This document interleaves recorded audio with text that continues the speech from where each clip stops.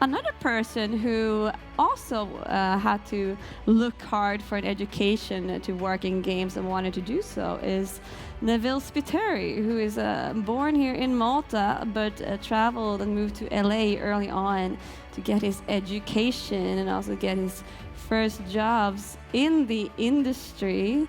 Nowadays, he is leading a new company called Wevr, who is looking a little bit cross-media, cross-experience, and focus on film and games. But I would like to welcome Neville here up to stage to talk a little bit about the future of game development and gaming. Please give it up for Neville.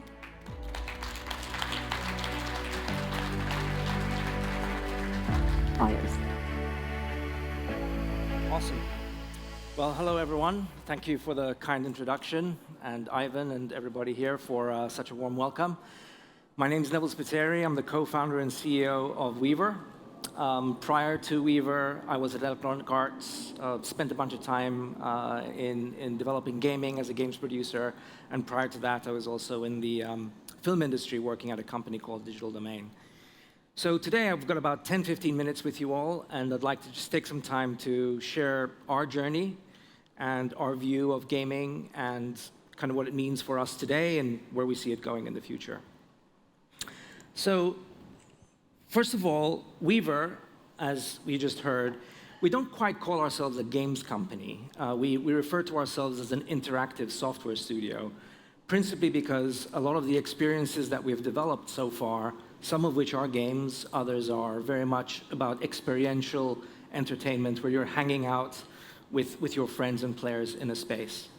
So a few of the highlights of the projects that we've worked on, most recently is a Harry Potter project, which we developed with Warner Brothers over 3 years. It's currently showing in New York City and will be rolling out to other locations in the world. And that's a fully immersive, interactive experience where you're in there with your family and friends, and you're fully immersed in the world of Harry Potter. It's super, super fun.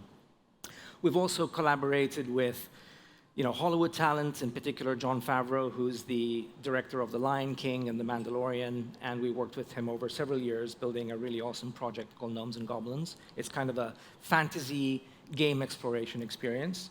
And lastly, The Blue, which is a ocean experience that is an original IP that we developed and is something that we're carrying forward in the future. We've collaborated with a bunch of various brands over the years, and we kind of tried to look at how to develop game experiences across different platforms. So I'd like to share with you just a little glimpse of some of the content we've done, and then we'll dive into next steps. What do you think about that? After you.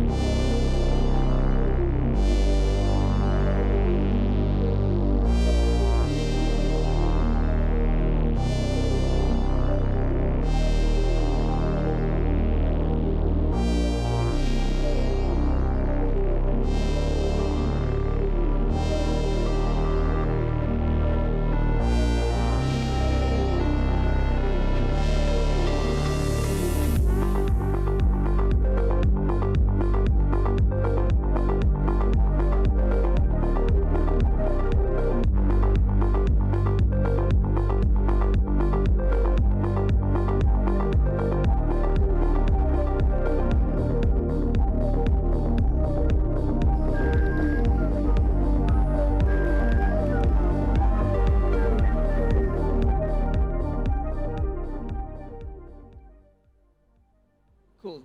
Just a little sampling of some of the work we've done. And the main point here is that one of the things that we really like to do as a team is collaborate with other creators and directors and kind of help fulfill their vision.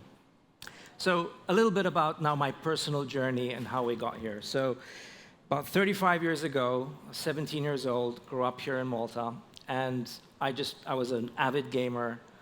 The Atari 16-bit machines were sort of the hot rage at the time, and I wanted to make games. And the University of Malta didn't have a computer science program at the time, so made my way to the United States, got a degree in computer science, and then moved out to LA and got my first job out of college working on a software program called Maya. Maya is a 3D animation system probably a lot of you are very familiar with. It was really kind of the first 1.0 version of that product. And that was sort of 1992, which was really the beginning of this whole new wave of 3D. 1992 was a very interesting year for a couple of other reasons. The World Wide Web was really just starting at that time. The WW protocol, Tim Berners-Lee, started right around then. At the same time, the first 3D video game was developed called 3D Wolfenstein, which was then quickly followed by Doom. And also in 1992, Neil Stephenson published his book Snow Crash, where he coined the term metaverse. And it was just an exciting time. Now, fast forward, 20 years, so this is 10 years ago.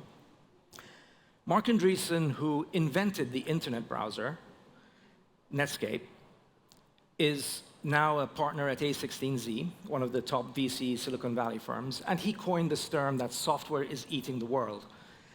And of course, what he meant there was that we've got software on our phones really kind of influencing all of the aspects of our life, not just gaming, and also nowadays even driving our cars.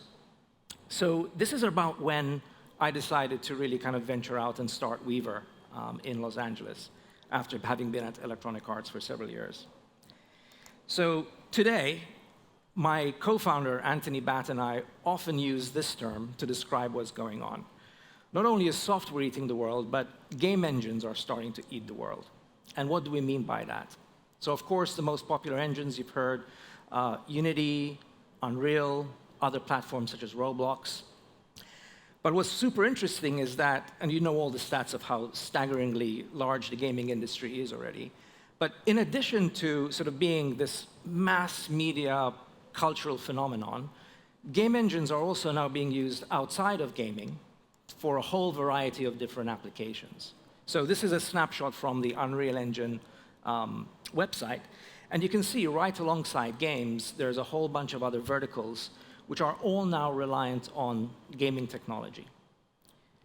And the interesting bit here is that there's a faster rate of growth of adoption of game engine technology outside of the gaming industry as in gaming. Game is continuing to grow, but the point here being that if you're involved in games, which you all are in game making, this is just the beginning of a whole new wave that lies ahead. Some of you may be familiar with this screenshot. This is an image from a demo that ships with the Unreal Engine 5. This is from The Matrix Awakens. And it is mind-boggling. If you haven't tried it out, I would highly recommend you check out this demo. It's a real-time experience of this giant city based on the Matrix movie. And it kind of really shows kind of the state of the art of technology. And a good friend of mine, Kim Libreri, who's the CTO of Epic Games, we were at Unreal Fest 2 weeks ago in New Orleans, and he said that essentially he sees this future where it doesn't matter whether you're working on a game or a movie, that the underlying technology and software methodologies that you're using are effectively the same. And we really experienced this firsthand being in Los Angeles, working on the Harry Potter project with Warner Brothers over the course of 3 years. And you can really see the shift where all the major studios are not necessarily thinking of games as being separate from movies or from their social media strategy or their location-based entertainment, but it's very much of a franchise-centric approach where it starts with the concept, the IP, and from there you develop outwards using a consistent methodology and framework. So this really kind of inspired us to really think about this new model for software development, which is really around having a capability or a studio capability that is not necessarily limited to one specific medium. And moreover, the other key point of this notion of a virtual studio is that development, as we know, is no longer limited to certain geographic locations in the world, but can really be happening across time zones, especially post-COVID, which simply accelerated a trend that was already in place. So we're super excited as a company now to have taken a lot of the learnings that we've developed over the last 10 years, and we're building a platform called Wevr Virtual Studio. And it's really tailor-built for any company or team that is building any application or a game using the game engines, Unity, Unreal, and others. And it's really all about facilitating organization, collaboration, and ultimately accelerating the process of game development. So we don't have a lot of time to get into the details today, but if anybody's interested, please sign up. Happy to follow up, and would love to learn more about your projects after the fact. I quickly wanted to get back to the big topic I mentioned earlier, where Neil Stephenson published the Snow Crash book in 1992. So the new edition of Snow Crash is coming out, I believe it's November 22nd. And the whole point of the metaverse now is obviously there's a lot of misinformation out there. There's a lot of information out there. I'm not going to bore you with trying to define it here and now. But I do recommend this one book from my colleague Matthew Ball. He really does a great job of comprehensively covering the space and giving a good perspective on what's to come. But the central thesis there is that it's really gaming technology and gameplay and all of the learnings from esports and multiplayer gaming that is the foundation of the internet and where it's going. So a couple of weeks ago, I attended this was actually last week, I've been doing a lot of traveling, in San Francisco. Neil Stephenson was there, the author of Snow Crash, and he was talking about the fact that not only is the technology from gaming the underpinning of the metaverse and the next generation internet, but it's the human behavior, all of the practices that we're learning as players of multiplayer games, how we are etiquette for communication, for how we conduct ourselves in these virtual spaces, and whether that's through synchronous communication built into the game world itself or on Discord. This is where a lot of the foundational elements are developing. So it's a super exciting time for anybody, all of us in this room certainly, that are involved in the gaming industry, to be at a place where we can leverage everything we've learned from gaming for the next generation internet.